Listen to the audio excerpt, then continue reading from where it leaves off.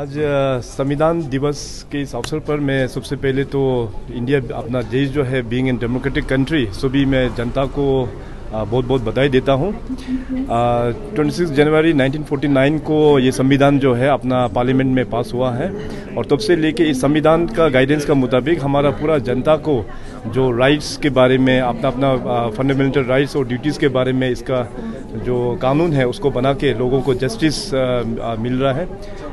मैं साथ ही साथ Narendra Modi honourable prime minister साहब को भी धन्यवाद देता हूं क्योंकि 2 साल पहले 26 नवंबर को कॉन्स्टिट्यूशन डे मनाना है बोल के ये इनिशिएटिव माननीय पीएम साहब ने शुरुआत किया है।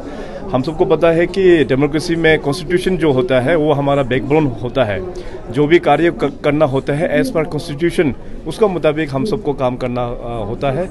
तो इसका पहचान और लोगों में इसका जागरूकता माननीय पीएम साहब ने 2 साल पहले दिया है।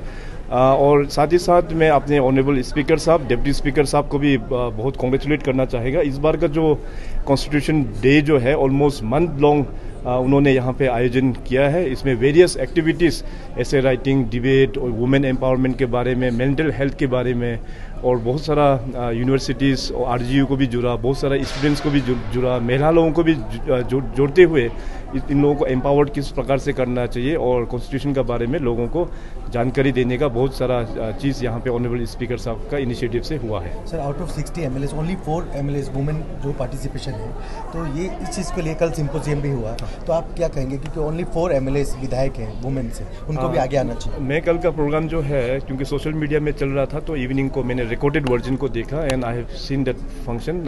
मैं अप्रिशिएट करेंगे जितने भी जो पैनलिस्ट था और काफ़ी अच्छा उन लोगों ने पार्टिसिपेशन किया है। क्वेश्चन आंसर्स का सेशन भी हमने देखा है। अपना ट्राइबल सोसाइटी में वुमेन्स जो है बहुत इंपॉर्टेंट रोल प्ले करता है और उन लोगों को एम्पावर्ड करने के लिए जिम्मेदारी हम सबका बनता है। पॉलिटिकली पंचायती राज सिस्टम में 33% का जो रिजर्वेशन है उसमें ऑलरेडी हम लोग ने उसको इम्प्लीमेंट कर दिया है and I am very happy to share कि पंचायती में मोर देन 33% अराउंड 50% जो है वो हमारा वुमेन रिप्रेजेंटेटिव है। डेफिनेटली आने वाला दिनों में भी हम भी चाहेंगे कि अपना जो विधानसभा में भी वुमेन्स का पार्टिसिपेशन और भी होना चाहिए और इसके लिए चर्चा जो है सिर्फ एक ही पॉलिटिकल पार्टी करने से भी नहीं होगा। अपना बाकी जितनी भी जो अरुणाचल प्रदेश में पॉलिटिकल पार्टीज हैं उसको भी करना चाहिए। अरुणाचल प्रदेश में अभी जो भी हमारा जो विधायक जो लेडीज़ जो है वो हमारा भारतीय जनता पार्टी का ही बिलोंग करते हैं and I feel proud.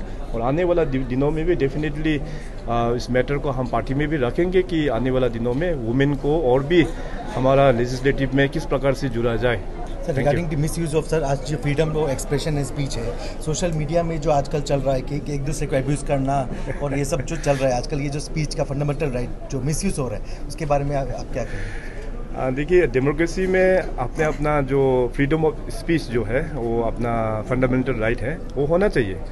Freedom of speech को लेकिन आपको किस हद तक मेंटेन करना ये भी आपको समझना बहुत ज़रूरी है।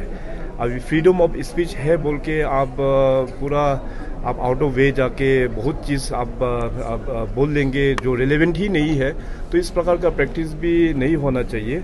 तो मेरा तो यही कहना है कि आज मैंने स्पीच में भी हमने जिक्र किया कि कॉन्स्टिट्यूशन में हम लोगों का जो फंडामेंटल राइट्स के बारे में जो 6 पॉइंट्स है उसको भी मेंशन किया गया है और उससे भी दूसरा जो है फंडामेंटल ड्यूटीज़ वो 11 पॉइंट है।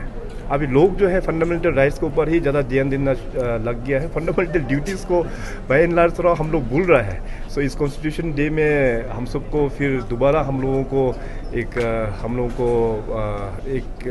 संकल्प ये लेना है कि फंडामेंटल ड्यूटीज़ को भी हम लोग साथ ही साथ निभाना है। सर, लास्टली सर, आप कुरुंगो में जो भी टूर कर रहे हैं, कल जाएंगे, अलग अलग डिस्ट्रिक्ट्स में टूर कर रहे हैं सर, क्या चीज़ के लिए डेवलपमेंट एक्टिविटीज़ जो?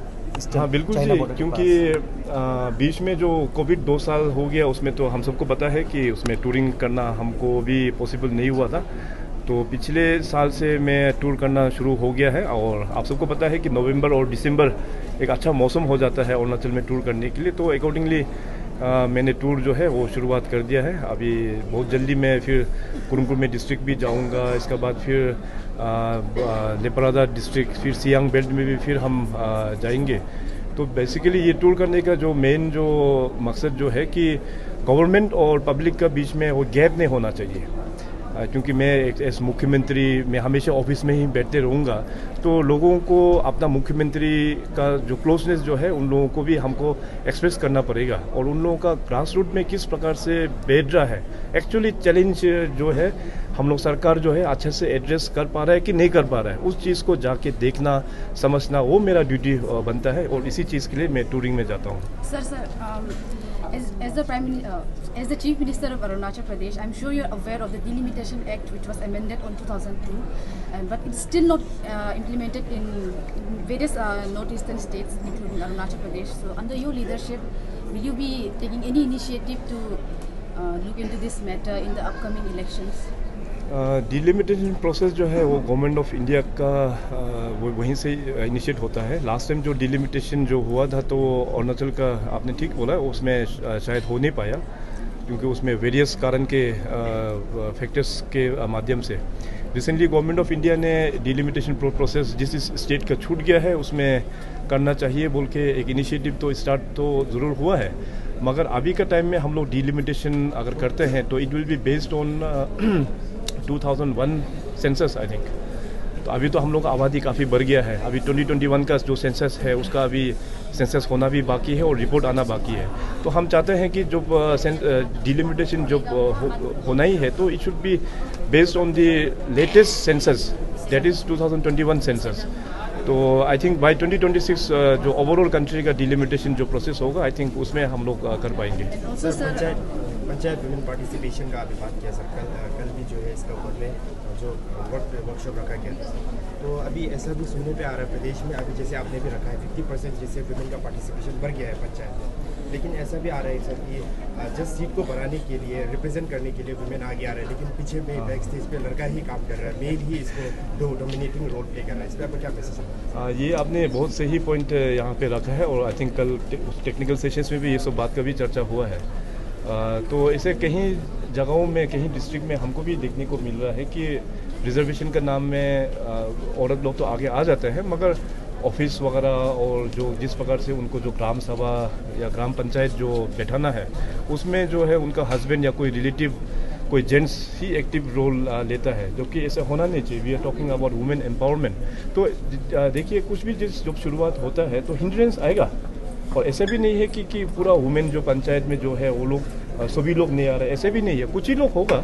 तो हम लोग जो नया चीज़ शुरुआत होता है थोड़ा सा हर्डल होगा, आने वाला दिनों में डेफिनेटली ये भी सॉल्व हो जाएगी। Sir, as you mentioned in your speech about PMGSY, so many people, like many villagers, are complaining that the road is not constructed according to the DPR guidelines. So, what would be your say in that? PMGSY process जो है वो scheme से सबसे पहले तो हमारा अरुणाचल का जनता को बहुत बेनिफिट मिला है। जहाँ जहाँ अनकनेक्टेड है वहाँ पे अभी रोड पहुँच गया है। अभी बहुत ही जल्दी अभी PMGSY फेज़ 3 अभी सेंक्शन होने वाला है। उसका अंतर्गत भी अरुणाचल में बहुत सारा विलेज रोड्स फिर एड ऑन होंगे।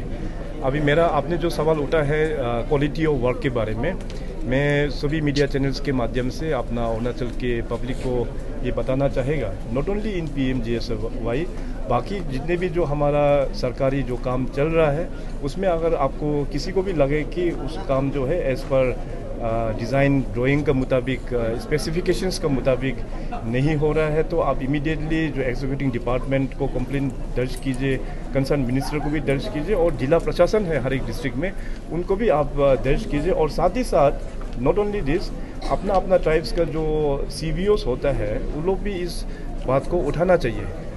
सर, APPSC में जो अभी लगातार जो अरेस्ट हो रहे हैं, आप इसको अप्रिशिएट करें कि इन पे एक्शन लिया जाएगा? अभी लगातार अरेस्ट हो रहे हैं, बहुत ज़्यादा लोगों को अरेस्ट। हाँ, अभी मैटर जो अभी इन्वेस्टिगेशन में है, डेफिनेटली क्योंकि अरुणाचल से करप्शन को हटाने के लिए और कैश फॉर जॉब को हमको पूरा डिस्करेज करने के लिए हम तो जो भी ये जो रिपोर्ट जो सरकार में आएगा तो एज़ पर रूल हम तो स्ट्रिक्ट से स्ट्रिक्ट एक्शन हम लेंगे। ये पूरा अरुणाचल के जनता को मैं आश्वासन देता हूँ। धन्यवाद।